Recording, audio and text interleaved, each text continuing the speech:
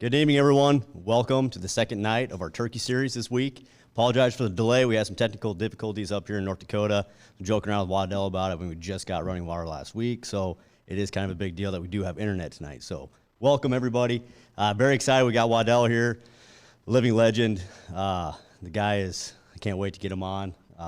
Hear some stories, hopefully. Hopefully the audience will ask some stories. If not, I'm going to ask some handful of funny stories for us to share, but we got a great prize package tonight. It's valued up to $2,000 from Element Outdoors as well as Hoyt.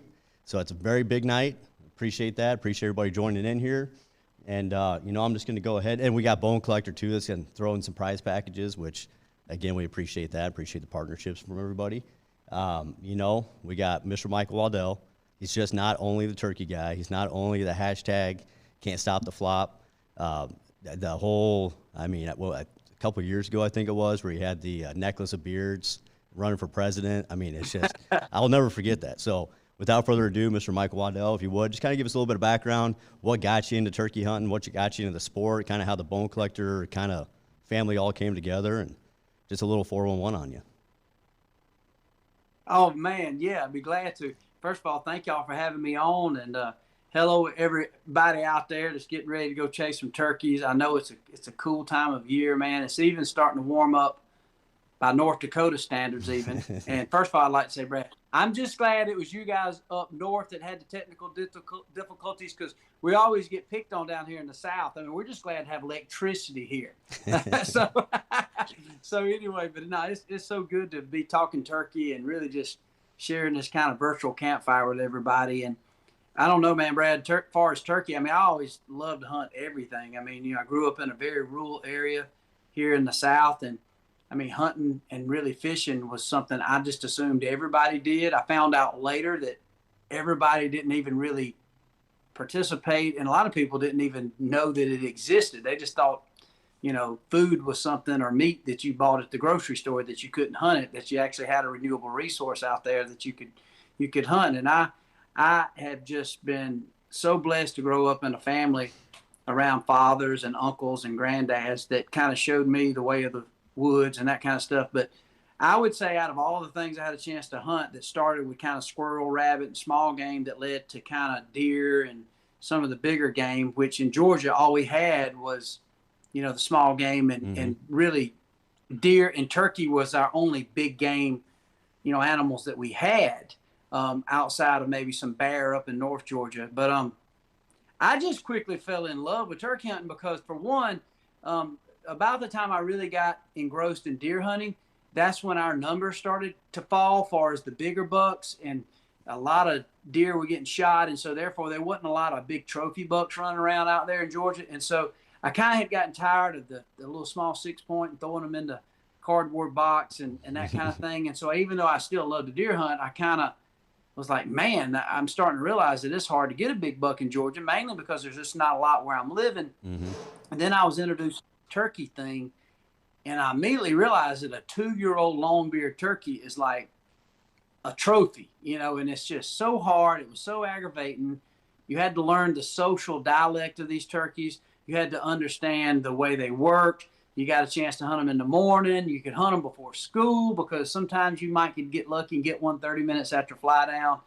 And I just fell in love with it. And I just become enthralled with kind of researching what are now my turkey heroes, the people like Dick Kirby, Walter Parrott's, Paul Butski's, Joe Drake's, Harold Knight, and David Hale from Night and Hale. And so they just become people I looked up to. And back then you only had VHS tapes. And so I would just take all I could in and try to figure out a better way to become better at turkey calling.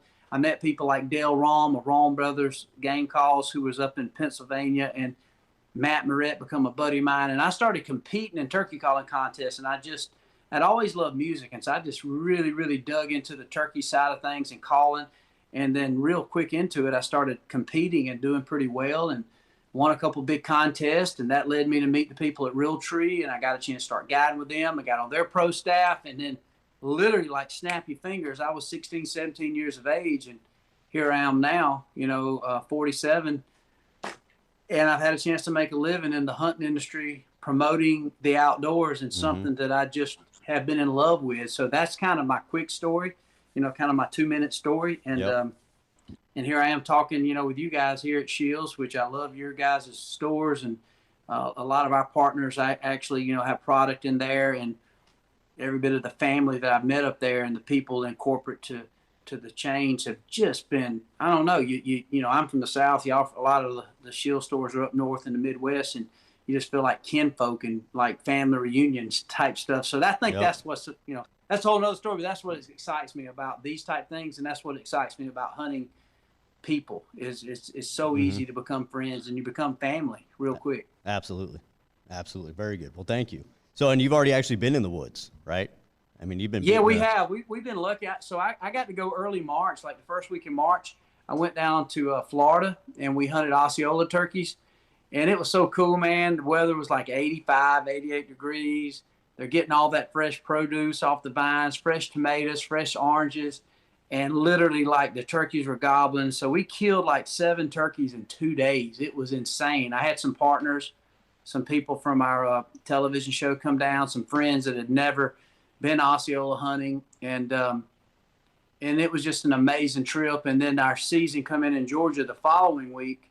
And then Alabama is here. So we've been hunting, I would say the last month, we've been hunting turkeys pretty hard. And I know it's funny if you're listening in, especially, you're up in the northern country, you're like, what a jerk, man. You've been chasing turkeys. So I would be jealous too. So it's been pretty awesome. However, it's been pretty tough, Brad. The turkeys have been, there are turkeys around, but the weather's been kind of odd. We had a beautiful weather early March, but the last few days it's been really rainy, windy, and cool, not cold by y'all standards, but like tonight is getting down into like 34, 35, which that'll make everybody laugh. But that stuff like that, and it's raining, so that'll kind of shut the turkeys down. But when the sun gets back out, so it's been good to be out there, but we haven't seen the best turkey hunting yet in the South. Yep.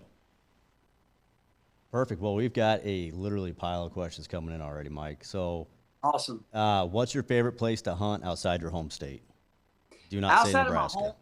Outside of my home state, I'll be honest with you, I would probably say, golly, that's so hard. I knew these kind of questions come in because I love to hunt turkeys. I like to hunt hard turkeys. And you and I, Brad, just when we was going through getting everything sorted out technically, you guys are there in North Dakota, South Dakota, and obviously y'all do a lot of hunting for Merriam's. I love to hunt eastern turkeys in the South. That's my favorite place, like at Georgia and Alabama, because they are complete jerks. And some of the viewers listening, please give a comment to that if you've hunted in the South. The turkeys just have a mystique about them. They live in these swamps and these hardwood ridges and these sweet gum trees and thick pine forest. And they just come with like a PhD of mastery of just knowing how to whoop our butt. I'm convinced that they probably go to the rent-a-center and rent a butt-kicking machine about this time of year, and they pull it out, and I don't know if they ever return it, but they use it all spring long, and all these turkeys down here seem to judge the Great American Yelp off before you can get them in range. And so even though that's aggravating, I enjoy the challenge of these southern turkeys, but I really love to get out west like in May, and I guess after being up to the challenge to hunt these southern turkeys most of the March and April, it's really nice sometimes mid to late April, even into May, to get out in Nebraska and to work in those prairies and those plains, and whether it be the Black Hills out in Wyoming or the edges of Nebraska out there, and call turkeys that you can actually seem to work a turkey very traditional in Turkey 101, which I enjoy that. So anyway, that's a long answer to saying probably I would say Alabama, Georgia is definitely my favorite place to hunt. But sometimes it's nice to get even with them out in Nebraska or South Dakota when it comes to hunting Merriam's. I cannot disagree on that. All right, so thoughts on the turkey fanning trend? And so I'd imagine more of the strutter type decoys, the reaping decoys. What's your thoughts on that? I know that's a loaded question. I understand. I mean, no, and I love it, and I definitely was going to encourage anybody watching in and however you viewing or listening to this, please ask the hard questions, because I love controversy. I love to talk openly to my brothers and sisters out there that's chasing turkeys, deer, elk, or whatever. So here's my take on the fanning. I'm all for it, other than the fact be safe. And I would say, I feel like I was one of the guys that was first using that, at least publicly on video, to manipulate turkeys. So the way I look at anything like that, Dan, or whoever might have asked that question, is I leave morals and ethics up to each and individual hunter. I feel like in this world we live in now, especially in cancel culture, I'm not going to judge anyway by the way they hunt. I believe you should go to each state, read your game and fish laws, and you have to abide by that. You have to respect your DNR. So outside of that, if you're a very good hunter, your job as a hunter is to hunt like you're hungry and hunt like these turkeys are ISIS trying to manipulate your family. That's the way I look at it. I ain't saying everybody's got to do that, but that's the way I do. So the moral, ethical part of how you do it, for me, is up to the hunter. So I'm not going to sit here and tell somebody, well, that ain't hunting. You're showing them a fan, and it's this way, it's that way. And if you can't sit down and yelp in a turkey, then you're a sissy. And you might as well go to quilting quilts and Afghan and freaking, whatever, and start knitting like your grandmama did. No, that's BS. We got enough of that in the hunting industry. I know it's a deadly trick. And the way I look at things, any trick that can manipulate a turkey to get him in range of my kid, myself, or a hunter I'm guiding, or a businessman that has never been hunting, and I want to show him a good time, I'm going to pull out all stops. I only won the world championship of turkey calling because I didn't care if I won a world championship. I wanted to be the best turkey callers because I wanted to trick long-spurred turkeys. So my point is, fanning and reaping and whatever you might want to do it, I think that's just one more tool that's been proven that it can be used. The only setback, you have to be extremely careful because you are holding a decoy. You are doing a puppet show. You're crawling behind it. But what you find with turkeys, the biggest misunderstood things, turkeys are not as smart as we think. They're very sexually frustrated. They're looking for a grasshopper or something to eat and something to breed with the size of a brain less than my hand. They're not human. They're just a wild animal that's very selfish that will breed any turkey that's willing to breed with them in the opposite sex. And so when it gets down to that, all we have to do is figure out a way to manipulate that dominance and that sexual excitement that they have that time of year and take advantage of that. And good hunters should be allowed to do whatever they want if the game laws will allow them. If the game law bans it, you got to ban it immediately. And so that's the way it is. Prime example is, I think it's Kansas. I know in Texas, you can legally have a corn feeder. You can sit under that corn feeder and legally kill a turkey. All right, well, if that's legal and you want to take your kid, your wife that you never could get out into the hunting camp, I'm not going to judge anybody. Is it something I find fun? No, I really don't. But what I find fun, what somebody else finds fun, is two different things. I don't play golf. I don't think it's fun because I suck at it. What am I going to do? Start hating on people who play golf? So, again, when you open up stuff like that, I just try to spit the truth and tell how like I see it. My job is to get people turkey hunting, and if I can find a way that makes it easier, whether it be by showing a puppet or reaping a turkey, crawling behind a turkey, understanding the better dialect of a turkey language or a call that might help manipulate that sexual frustration of a long-bearded turkey, then I feel like my job is to do that, not to say that only I can do it or you're a sissy if you do it this way. I want people to be successful and do it again and go buy some product. That's what I want them to do. Amen to that. All right, so we kind of even talked about this before the call difficulties or the internet issues, but best times of weather that you like to hunt in, and then is there a certain time of the year? And this is, we did a podcast with Mike Anderson. I think you've done with him too, but I kind of talked about like the turkey rut. And every state's got kind of a pseudo turkey rut when it's just prime. For you, do you kind of have your travel schedule that kind of follows that turkey rut through the United States, or you kind of, this is my schedule and it is what it is where I show up? Well, yeah, I just kind of, as I show up, I don't really, deer is a little different. Sometimes I will look at a moon chart a little bit. I definitely believe the moon dictates a lot of stuff, whether it's fishing or hunting. But when it comes to turkey, I don't. I pretty much go based on my schedule and my personal schedule. I've got a wife and 5 kids, so obviously there's a lot of baseball games, a lot of responsibility. This weekend we're coming up on Easter, so obviously, no matter what's happening, I'm going to be with my family. And Sunday, we're going to celebrate, our Savior and eat us some fried chicken and overeat. My 4-year-old going to be running around looking for the prize egg, that Easter bunny left. So when it comes to turkey hunting, I just like to go anytime I get the opportunity. Now, in that with the question, I do think the best time for turkey activity as far as good gobbling is on those typical days that you got solid high pressure, a cool, crisp morning, something that you feel that crispness in the air. And of course, I know if you live up north, y'all feel way too many of those cold, crisp mornings. Oh yeah. But I don't like pressure when it's on the low, when the barometric pressures kind of seem to be on lowering. I don't think the turkeys typically gobble as much. I think by rule, those mornings that we get up and the sun's shining and it feels good and the birds are singing, it feels like the flowers are blooming. I think that's typical by rule the days that are best to turkey hunt. And also when you don't have the windy conditions. So if you are in a situation where you can get off on days that you can see a clear blue bird sky with low winds, I think that's the best time to hunt.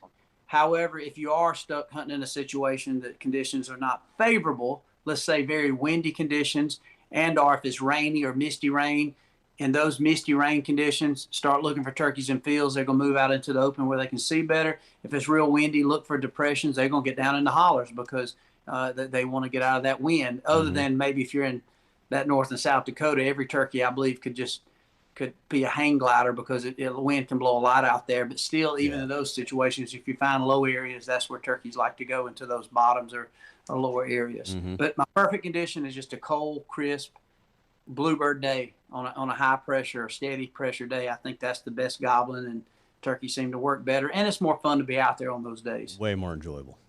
Way better than cold, rainy, and 34 degrees, right? Exactly. There's no need to kind of flex up and have to be macho man hunting turkeys. You can find those preferable days. And I noticed too, that's the days that I always like to take new turkey hunters as well as my wife or a kid, because they really enjoy it. And even if the turkeys ain't working, it's a good day. We can go kick up plowed ground, look for arrowheads, and I don't know. It's just a fun day to be out there when it feels good and it starts off kind of cool and it warms up throughout the morning. It's just a good fun to be out in the spring woods that day. Absolutely. All right, so there's kind of a theme going on here on these questions, Mike. We've got calling, decoy setup, how long to sit. So let's kind of attack some of these all kind of together. Let's go with decoys first. So decoy spread, how does that differ from day one of the season to the end of the season?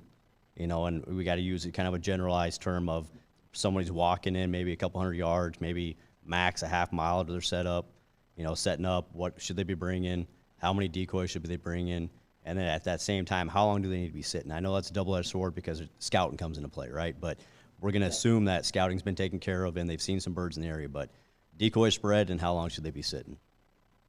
Well, for me, I've definitely, after just years and years of turkey hunting and understanding a lot more about their language and understanding that there are different, where you got mature turkeys, let's just call it a long-beard turkey, which could be a 2-year-old and beyond, and even a Jake. Every year can change as far as the culture of that flock, meaning the dominance and the pecking order. So on a year where you have an unbelievable record hatch of young turkeys where you got a lot of Jakes, and let's just say you got one of those years where you got 5 or 10 Jakes running in these big bully groups, that can make turkey hunting really tough that year, because even though you got old turkeys, these Jakes will definitely bully your other turkeys around. So, however, with that said, if you watch that, it will let you know that the best decoy to have is no doubt a gobbler decoy. I prefer just a quarter strut Jake decoy. I very rarely bring any hen decoys because I become the hen and I want that turkey to typically find me. So I either use Jake decoys or gobbler decoys or no decoys at all. So I have found that unless you're in a very, very open terrain, decoys can not necessarily help you in every case. So with that said, Turkey 101 would be to use a Jake decoy, especially in an open area, set that decoy up, and obviously start calling. And the trick would be, if once that turkey gets within that 150 yard range, that he can see, he heard the sound, he's coming to the call, he visibly sees that Jake.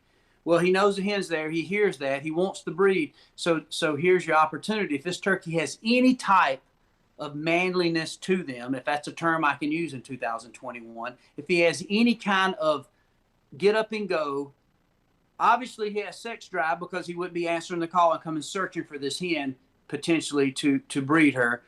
If he sees that gobbler decoy, there's one or two things going to happen. He's either going to start gobbling and circling and getting very nervous, or he's going to immediately see it, and I mean it's on, and he's coming as fast as a turkey can come, and you're going to kill him quick.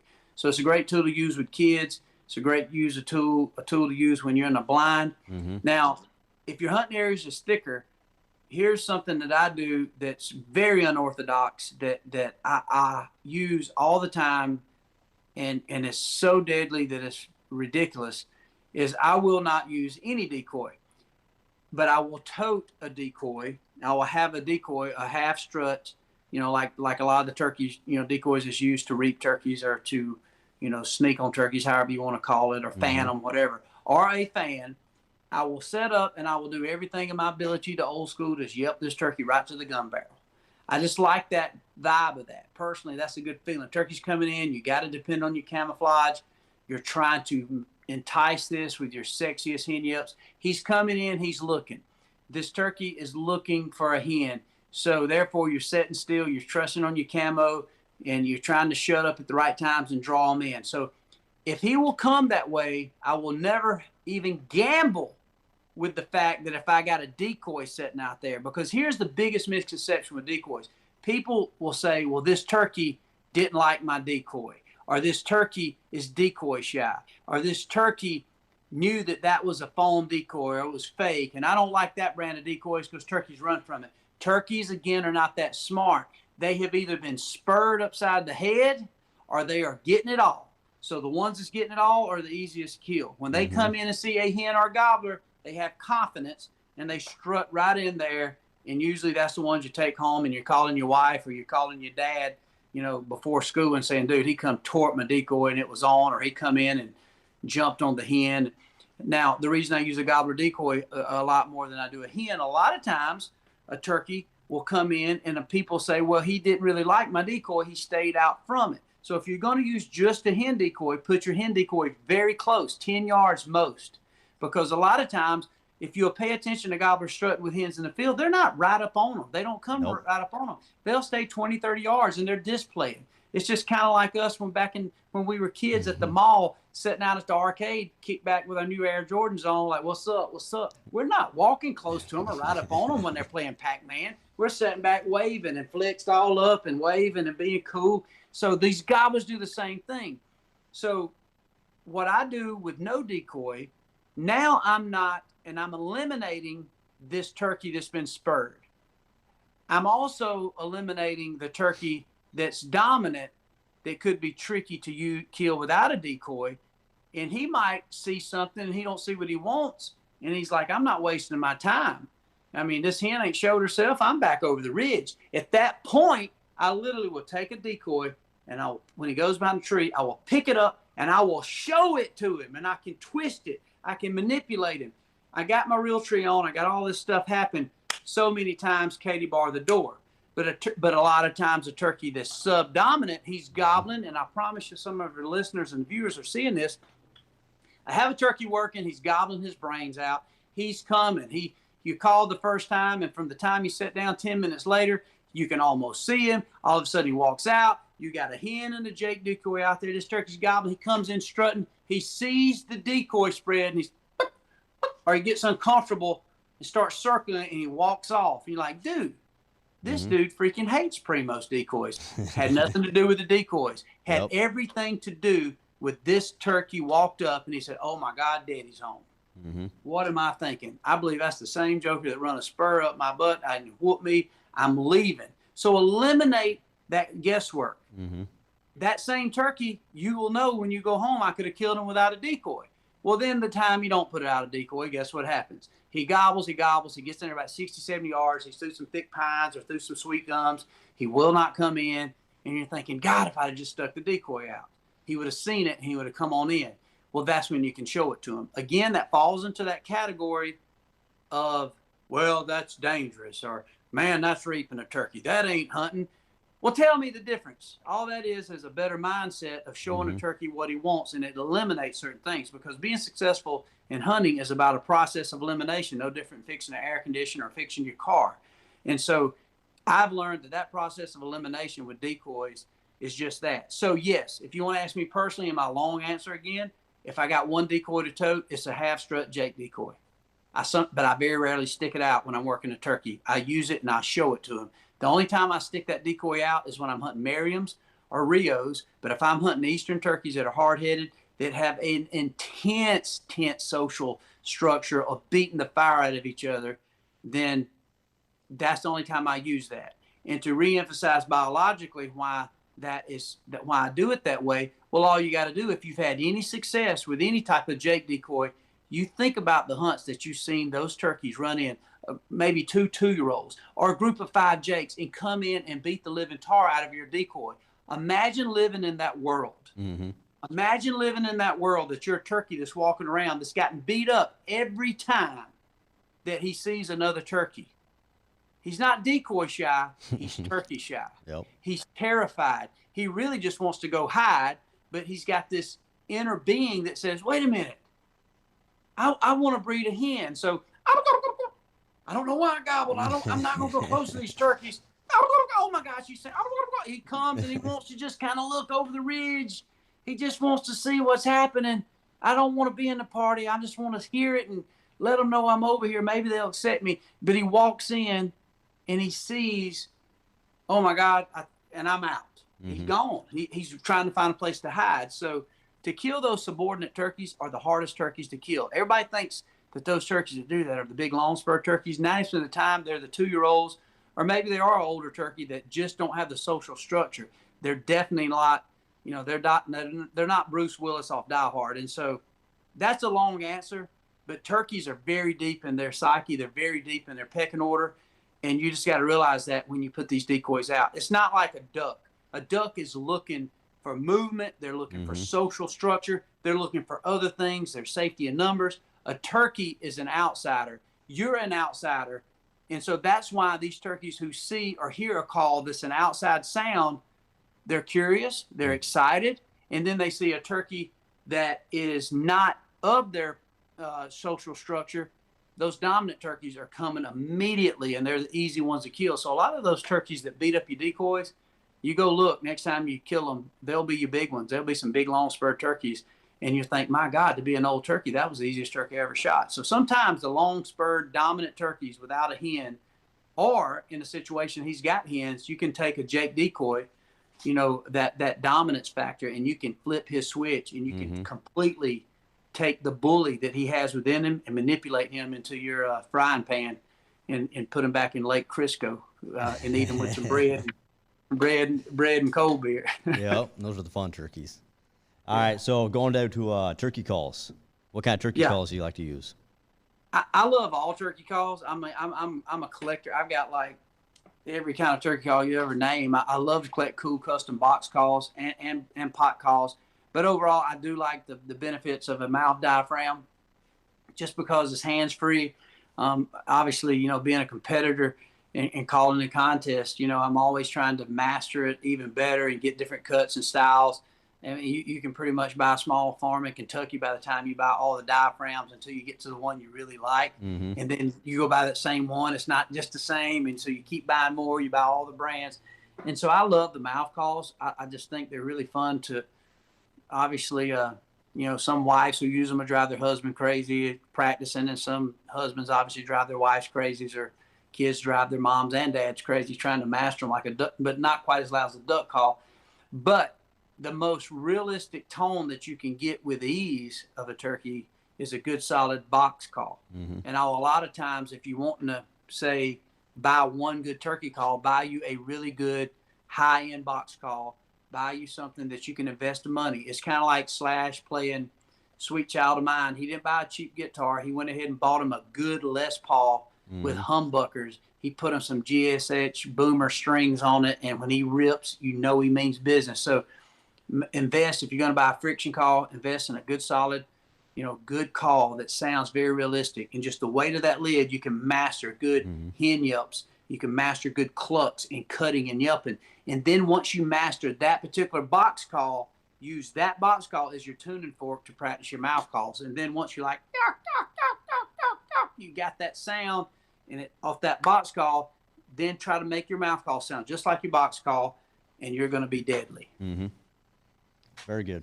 So, toughest subspecies that you've hunted? Still Eastern? No doubt Easterns. No doubt Easterns. Not all Easterns. I've been to Tennessee when they was in that turkey boom, and we were killing, man, I wonder if there were some country artists, and we killed 6 turkeys one day in one day. It was just crazy. And they were Eastern turkeys, and they were working and coming. But overall, I think the Alabama, Georgia, South Carolina, probably Mississippi into Louisiana, I would think, even Arkansas in some areas. I don't know what it is. A lot of times it could be hunting pressure, but I don't even think it's hunting pressure. I think it's the habitat, the way the land rolls, the situations, all the barriers that you're trying to call them through, from barbed wire fences to creek bottoms to just storm damage. There's something about a southern Eastern that I definitely think is the toughest turkey to kill.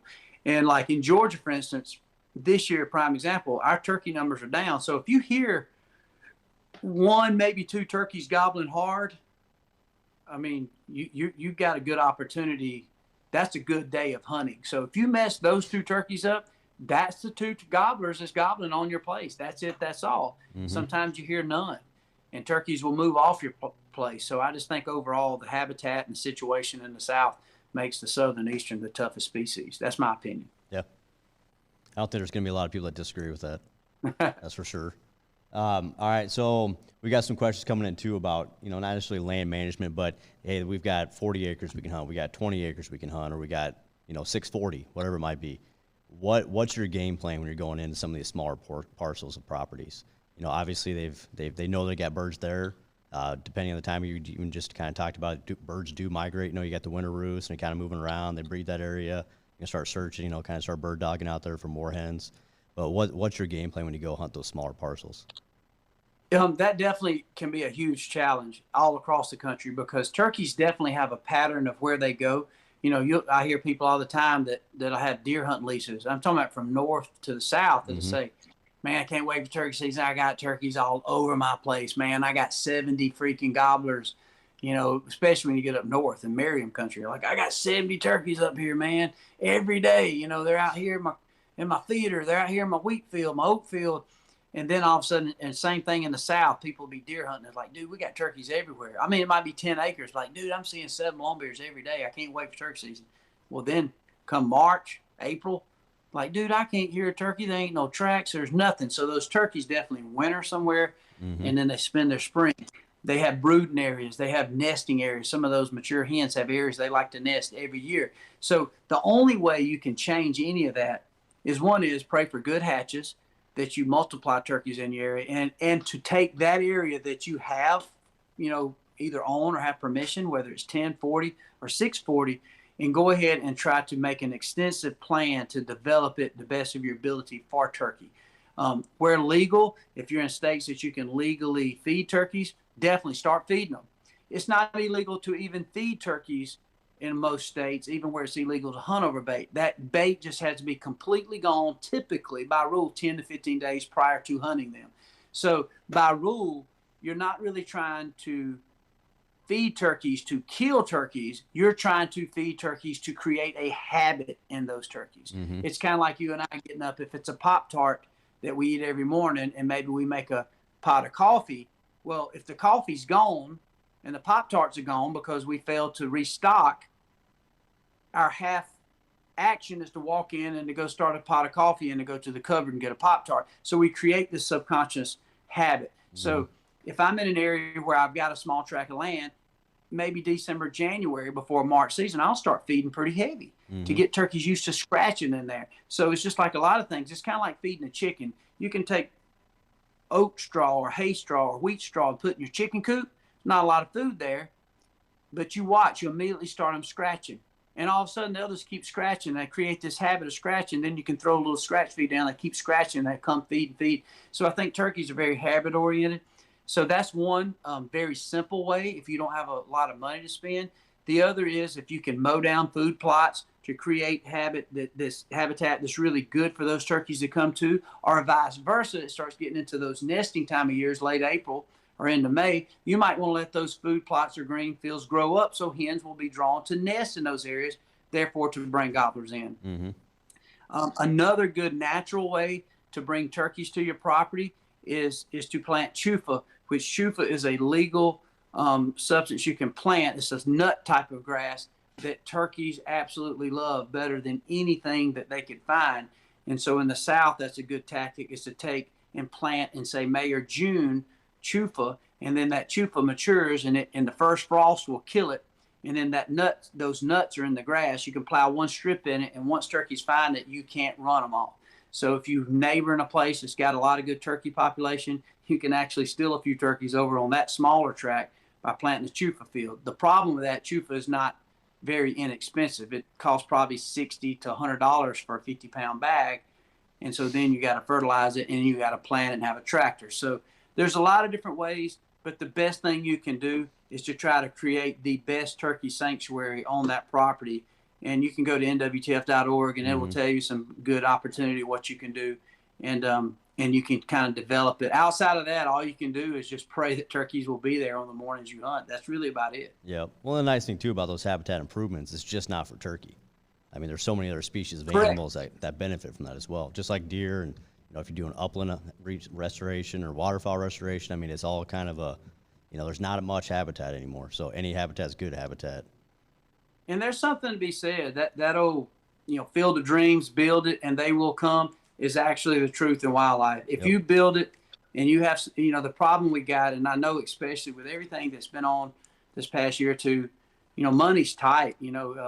People are looking and being able to utilize stimulus checks. They're looking and dipping into their savings. I mean, there's some people that's obviously through this pandemic, that are thriving based on the circumstances that could be out there. But overall, any money that you put into your hunting property or leases, it does benefit the wildlife, and therefore, if it benefits them and attracts them in, it's going to benefit you. The only negative to it, to really maintain and to establish some of the best habitat, it does take some money, it takes some time, it takes the right equipment. So a lot of times, if you can attack it with your buddies, make it something fun. And like I said, if you don't have the right equipment, you can use manual equipment. It just takes a little more time. But there's no doubt, habitat's everything. If you got the right habitat, you're going to have turkeys. And that's exactly what's happening here. There was a tract of land that joined me. A gentleman bought 800 or 900 acres. It was a substantial piece of property. He was all excited about the turkey hunting. I said, man, I hate to tell you, there ain't a lot of turkeys over there right now. And he's like, why? You got turkeys? I said, I'm just telling you, the habitat ain't that good. So he has went in, he's burned this property. It's not near as thick. I've been over there with him and helped him establish some food plots. He bought them up. Now, granted, the guy is pretty solid, financially secure. So he's bought a skid steer. He's got a mulching head. He has cleaned up more habitat. Just tonight, he sent me 3 turkeys strutting in a field that he had never even seen a turkey. So no doubt his habitat's better. And the only sad thing, I think he's stealing them from me now. So anyway, his habitat's better, and he's got turkeys now. So and that's only going to get better. He's going into his 3rd year of owning this place. So it does make a difference. Everybody's going to help because of that, or benefit from that. All the neighbors. All right, favorite turkey load.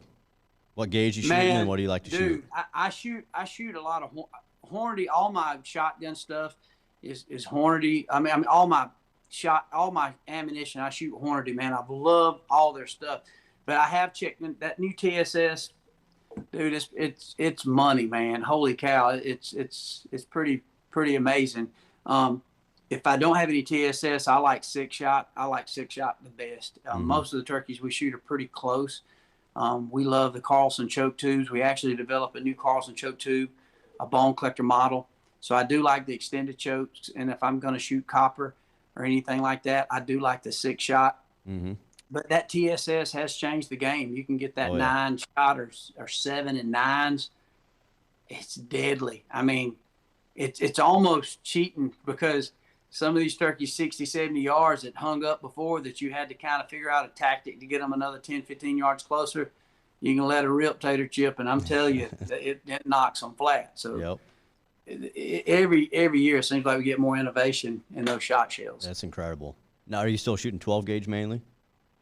I mainly shoot 12 gauge. I don't know. For me, I've got a couple of shotguns that are really sentimental. So it's almost like taking my favorite lab, duck hunting. It's almost like I got a shotgun named Grady, and I just take Grady with me all I can. We're not exclusive with any shotgun company, and so I love shotguns. I got more shotguns than any guns, and so I mainly turkey hunt with a 12 gauge, and I don't know. It's something nostalgic about it. I just like that big gun and big boom, man. I like it. I don't think it's necessary. I think a 20 gauge right now, especially with that TSS, is plenty sufficient. Mm-hmm. It's moving fast, and you can still kill a turkey 50 yards easy. And so that, but I mostly tote a 12 gauge. Yep. But I will say I do prefer the 3-inch shells over 3.5-inch shells. I like those better. Seem to always pattern better, and I think the shot's moving faster out of those 3-inch shells. It doesn't hurt as much either. Yeah, exactly. The you don't have to recoil. go to the chiropractor after shooting a turkey. That's right. All right, so we've got some new hunters tuning in here as well. What are some of the basics that a person, that maybe has a background in hunting or is just getting into hunting but wants to start doing the springtime, the chaos of turkey? What do you recommend? Well, main thing I recommend your first year, man, just be a sponge and soak it all in. Try to go to areas that you can hear turkeys and learn to become a woodsman first, not a turkey hunter, but a woodsman. Download you a good digital mapping source like a base maps. That's a great example. Download that, and that'll tell you all the property lines. It'll give you a good idea of terrains and creek bottoms, a lot of times fence lines. And just soak it all in, because turkey hunting can be very intimidating if you're just getting into it, because it takes a lot of discipline, but it takes a lot of knowledge to understand this language, this dialect, and these moves, and to get deep into what these turkeys are thinking, what they're doing, from the hens to the gobblers, the subordinate gobblers to the dominant turkeys. But what I would recommend to anybody is find you one good call and master that call. Just master yelping, clucks, and cutting. Don't try to worry about all these other thousands of calls that are out there, from the kiki runs to the purrs and all that stuff. Don't worry about that. Take you a good pot call like a Slater glass or a box call and master that. And if you're intrigued with the mouth call, like I said earlier in the talk, get that box call and use that as a tuning fork to your mouth call. And find confidence in at least one of those calls to where you feel so secure with it that you use it with security. And what I mean by that, use that call with security, because just like we're talking, if somebody's talking very insecure, you don't believe them. Mm-hmm. You don't believe them. You think they're lying or trying to pull one over on you. But if you talk with authority and you talk with confidence, whether people believe you or not, they have to respect that. I do believe turkeys are that way. So basically go by the turkey steps 101. Find you a good locator call, a good owl hoot or a crow call. Locate the turkey. Enjoy that. Figure out the ways of the woods with this base map, and figure out what the turkey did this day and what he did that day. If you don't want to come to the call, figure out where they're drifting to and where those hens may be taking them. And then when you apply all that stuff and you soak it all in, you're going to soon realize that you'll become feeling like a Navy SEAL or a special ops guy, because you're getting intel every time, and you're learning how to manipulate. You're learning how to learn this language. You're learning how to become part of this flock. And the closer you can get to this flock is your chances of filling this tag. So take it all in, and don't let anybody tell you how you got to do it. Mm-hmm. Learn your ways that you enjoy it, and learn your way that you want to kill those turkeys. And when you learn all this stuff and you dive into whether it's YouTube or My Outdoor TV or Carbon TV or Watch Outdoor Channel, you'll start picking up tips and tactics that you can apply to your area. And that's when it becomes fun. And don't be discouraged if you don't get a turkey the first 2 or 3 or 4 or 5 times. I killed my first turkey the first time I went turkey hunting with my dad, and I knew nothing about it. I was 14 years of age. I killed my next turkey, and I never missed a day that I had a chance. I almost flunked out of high school when I was 16. So 2 years later, I killed another one. And I don't know how many times I hunted. And I was so discouraged and so aggravated, but I kept just kind of pounding it. And then I started killing a few turkeys. And then next thing you know, I felt like I was going to kill a turkey every time I went, whether it was public or private. And I still feel that way now. And so now it's still my favorite thing to hunt. So once again, Waddy's long answer to a simple question, but soak it in and enjoy it. And I promise you, whoever asked that question, if you see me somewhere down the road, I guarantee you'll hug my neck and say, thank you for encouraging me to go turkey hunting, because it's the funnest hunt you'll ever do. Yep. And even finding a mentor too, Yes. Finding somebody that can kind of help you. Local. Yeah. I think definitely find you somebody local that knows the ropes, that's a veteran, and learn some basics from him, and then learn to apply some of your own thought process, and be ready to innovate when you get good at it. Mm-hmm. And I think that's what's been fun. Some of my biggest turkey heroes, the Paul Butskys, the Joe Drakes, the Eddie Salters, Harold and David. I had a chance to hunt with all those guys, and they taught me so much. And now I've had a chance to go back and add some things to my own personal arsenal that I've had the privilege to go back and say, Eddie, did you know that this would work? No, that won't work. Like, let me show you something. Yep. That's when it becomes fun, because then you can become somebody that reinvents the wheel. And I enjoy that part of it. And nothing is, just set in stone how things have got to be. If that was the case, we'd never break the 40-yard dash record. They've been running since the turn of time. I mean, ancient Greece, they was racing and timing how fast, and we're breaking records. So somebody's running different. Somebody's running better ear to pocket, or they're running on their toes, or they're running like Michael Johnson, or they're leaning back. I don't know, but somebody's going to break the record. Mm-hmm. Break it again. It's been, since Jesus Christ, they have been timing how fast you can run 40, and it's different, and it's different techniques. I think turkey hunting will be the same way. Yep. And turkeys are so vocal. I mean, they make it fun. They make it exciting. All right, so I'm getting yelled at here. We need to get closer to the prize package winning, but one last question. This is going to be tough because you have 5 minutes, Mike. 5 minutes to answer this. But what is your fondest, funniest, not maybe the most memorable, but the funniest turkey hunt you've been on that you're just like, oh man, no one's going to believe this? Dude, I've had so many of those that it's actually been crazy. And one story that just, every time I turkey hunt, I've already had a couple things this year that's blown my mind turkey hunting, that's never happened before. But this hunt I'm about to go on tomorrow, for instance, is a hunt that we're raising some money for some scholarship programs for the youth. And it's with the university. It's with the University of Montevallo.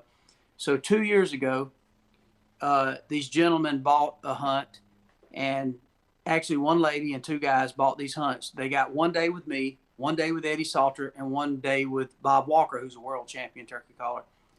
And so it was kind of a cool deal. It was a philanthropy type of thing. We gave our time. They gave their finance to come spend days and tell stories. And I'm leaving after this podcast or this talk here, this Facebook Live. I'm going to do that hunt in the morning for the next 2 or 3 days. So anyway, one of the guys, it was down to the last morning, and my wife had said, look, I need you home by, 2 o'clock because we got some plans. And so I said, that'd be great. I'll be there. So I told the guy who bought the hunt, and I said, look, if you don't mind, I know you got all day, but let's try to get a turkey early. And I said, I really need to get home to my wife and family by 2 o'clock. And he said, dude, family first. I understand, Waddell. So we hunt. We heard some turkeys off the roost. We heard 2 different turkeys off the roost. We're in Alabama. Jerk turkeys, aggravating. Later that day, I heard a turkey gobble way in an area that I wasn't even sure we could hunt.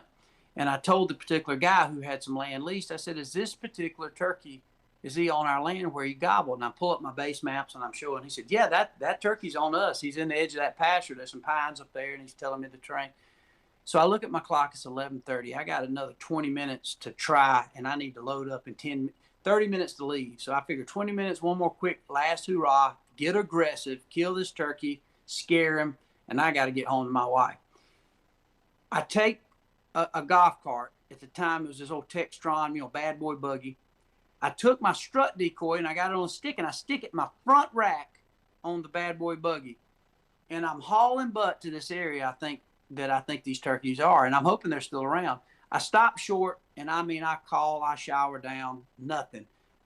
I stopped a little short of where I thought they were, and I shower down. As I look on my map, I notice I'm getting ready to come into this cattle pasture exactly where I thought these turkeys were. And a lot of times these turkeys don't go as far as you think. They make these little semi-loops, and then they might move a mile or two in 2 days, but that day they might not move that far. So in my mind, my heart of hearts, I'm thinking, these turkeys ain't far. They're probably henned up. So I'm easing through this little logging road, and all of a sudden the nose of my golf cart comes out in the edge of the field. And sure enough, I said, oh, my God, there they are. I'm expecting them to run off. The sun is right on the golf cart. I broke through these little pines and sweet gum trees in this thick little road, little 2-track 4-wheel path through the road. All of a sudden, the turkeys look, and they go up in full strut.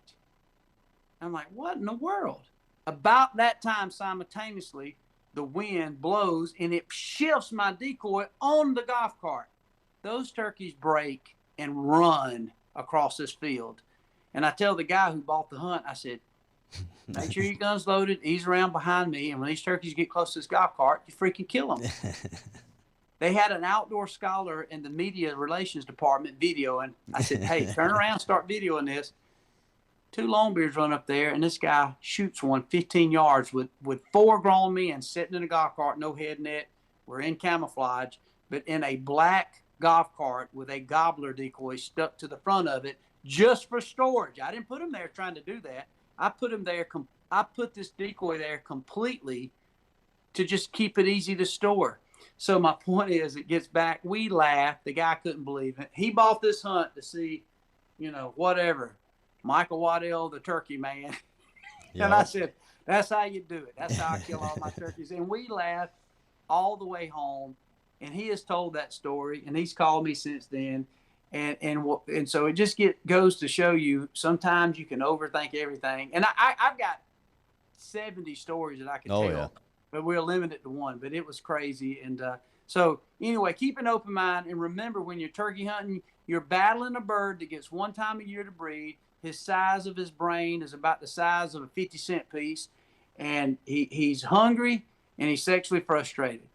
Smartest, dumbest bird. Take advantage of that. He doesn't have a human IQ. He's just trying to avoid bobcats and coyotes, and he's trying to live, through his other turkey that's trying to kill him because he wants to breed. So don't overthink it.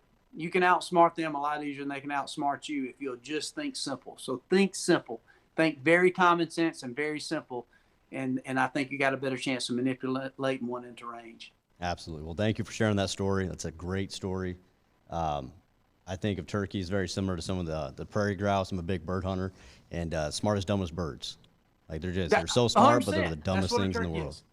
Smartest, dumbest birds. That's exactly right.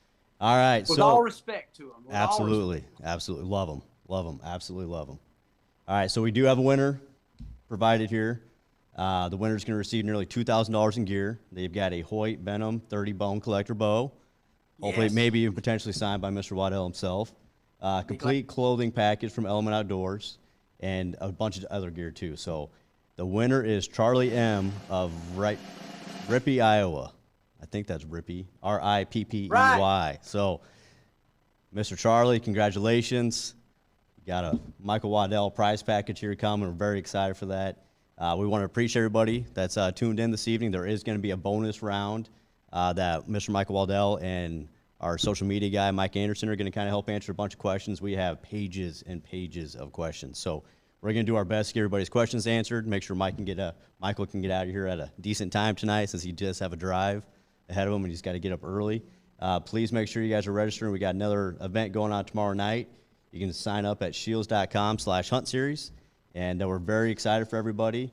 Tomorrow night we got Vincent Hancock, who is a skeet shooting champion, very well-renowned person, and definitely look forward to hearing that, because obviously we can always be a better shot. I mean, it's one of those things that we did not talk about this evening, about shooting your turkeys and practicing, and shooting pop cans or targets or whatever it might be, but please make sure you are practicing before you go out to make ethical shots.